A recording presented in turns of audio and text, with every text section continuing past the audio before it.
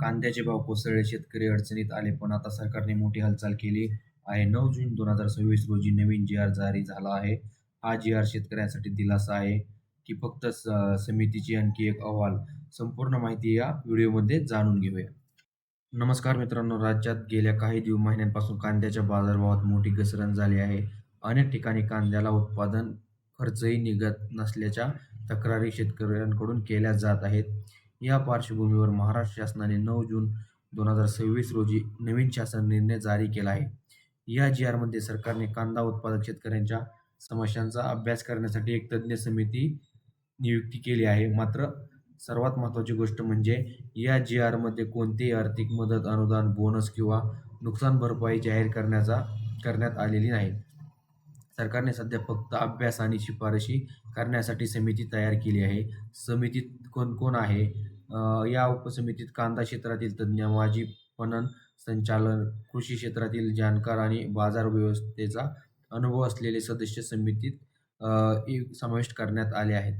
सरकारला अहवाल सादर करण्यासाठी या समितीला फक्त 15 दिवसांचा कालावधी देण्यात आला आहे.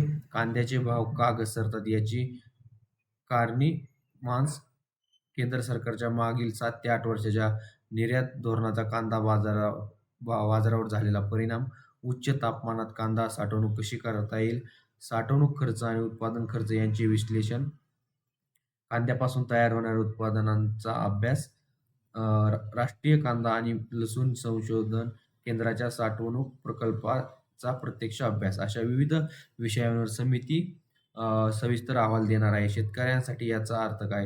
मित्रांनो, या जी-आरमध्ये लगेच कांद्याचे दर वाढणार नाहीत आणि शेतकऱ्यांना कोणत्याही खात्यात आर्थिक मदत जमा होणार नाही. परंतु सरकारने प्रथमच कांद्या दर घसरणीची कारणे, निर्यात धोरण, साठवणूक व्यवस्था आणि दीर्घकालीन उपाय यांची एकत्रित अभ्यास करण्याचा प्रयत्न सुरू केला आहे. जर समितीच्या शिफारशी प्रभावी ठरल्या तर भविष्यात कांदा उत्पादन शेतकऱ्यांसाठी मोठा निर्णय होऊ शकतात. तर मित्रांनो, ह्या जी-आरमध्ये सध्या कांदा उत्पादक शेतकऱ्यांसाठी थेट मदत नाही, पण भविष्यातील धोरण ठरवण्यासाठी सरकारने उचललेले एक महत्त्वाचे पाऊल आहे.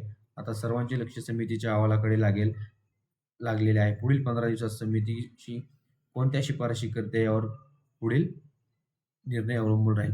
तर व्हिडिओ आवडला असेल तर व्हिडिओला लाईक आणि शेअर नक्की करा आणि चॅनलला सबस्क्राईब करायला विसरू नका. धन्यवाद.